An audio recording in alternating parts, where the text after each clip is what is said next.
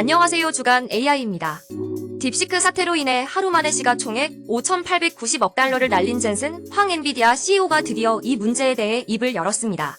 그는 파트너사인 DDN이 20일 공개한 인터뷰에 출연, 처음으로 딥시크에 대한 입장을 밝혔습니다. 결론은 투자사들의 잘못된 해석에서 오해가 비롯됐다는 것입니다. 투자사들은 딥시크의 등장으로 사전 훈련에 들어가는 비용이 크게 낮아지고 추론 비용도 획기적으로 줄어들며 GPU가 이전처럼 많이 필요하지 않다는 식으로 해석했다는 것입니다. 황 CEO는 이를 모델은 사전 훈련됐고 AI에 질문하면 즉시 답변을 내놓는다는 사전 훈련 패러다임이 투자자들의 견해라며 이는 분명히 틀렸다라고 지적했습니다. 이어 AI 훈련에서 가장 중요한 부분은 딥시크 알원이 보여줬듯 사후 훈련이라고 강조했습니다. 여기에는 강화학습이나 인간 피드백을 통한 강화학습 등이 포함되며 이 또한 엄청나게 집중적인 컴퓨팅이 필요하다고 설명했습니다. 그런데 이 기술은 지난 5년 동안 크게 발전하고 사전 훈련에 관심이 집중되며 사람들은 사후 훈련이 컴퓨팅 집약적이라는 사실을 잊었다는 것입니다. 황 CEO는 이를 두 번째 스케일링 법칙이라고 불렀습니다. 즉, 사후 훈련에도 많은 컴퓨팅이 들어갈수록 높은 성능을 달성할 수 있다는 것입니다. 마지막으로 세 번째 스케일링 법칙이 적용되는 부분을 추론이라고 설명했습니다. 사람들의 질문에 더 정확한 답을 하려면 추론이 필요하고 이는 알려진 대로 생각하는 시간을 늘리면 즉 컴퓨팅을 더 많이 사용하면 답은 개선된다는 것입니다. 추론은 상당히 컴퓨팅 집약적인 작업이라고 강조했습니다. 이처럼 단순히 사전 훈련 비용이 줄어들고 추론을 저렴한 비용에 딥시크가 제공한다고 해서 실제 GPU가 덜 사용되는 것은 아니라는 말입니다. 따라서 그는 시장의 알원에 대해 세상에 AI가 끝났어요. 모델이 하늘에서 떨어졌어요. 우리는 더 이상 컴퓨팅을 할 필요가 없어요 라고 말하는 것은 사실과는 반대라고 지적했습니다.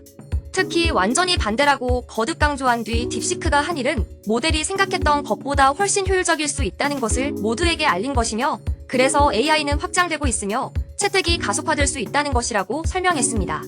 이번 황 CEO의 발언은 그동안 등장했던 기술 전문가의 분석과 제번스의 역설 등을 종합한 것입니다. 즉, 효율성이 좋은 모델이 등장했다고 하루아침에 GPU 수요가 줄어들 일은 없으며 반대로 칩 사용이 늘어날 것이라는 말입니다. 딥시크 사태로 인해 황 CEO도 자산의 20% 이상을 날린 것으로 알려졌습니다. 그동안은 도널드 트럼프 대통령과의 면담을 제외하면 공식적인 움직임도 거의 없었습니다.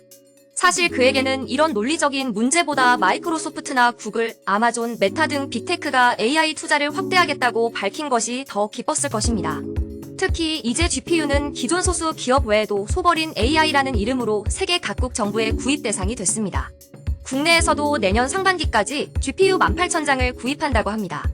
엔비디아가 진짜 위기를 맞으려면 현재 GPU에 의존해 모델을 학습하고 서비스를 제공하는 구조를 뛰어넘는 무언가가 필요합니다.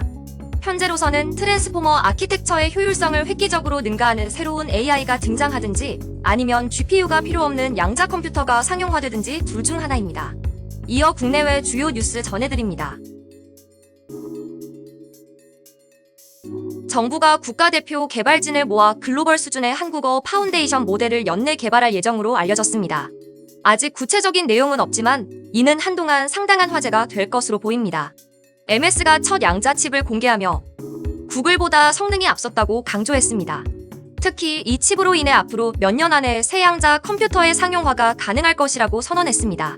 구글이 과학자들의 연구를 돕는 AI 에이전트를 출시했습니다. 딥 리서치 기능처럼 관련 문서를 찾아주고 보급 보고서를 작성해주는 기능입니다. 테스트 도중 큰 도움을 얻었다는 과학자 반응도 등장했습니다. 지금까지 주간 AI였습니다.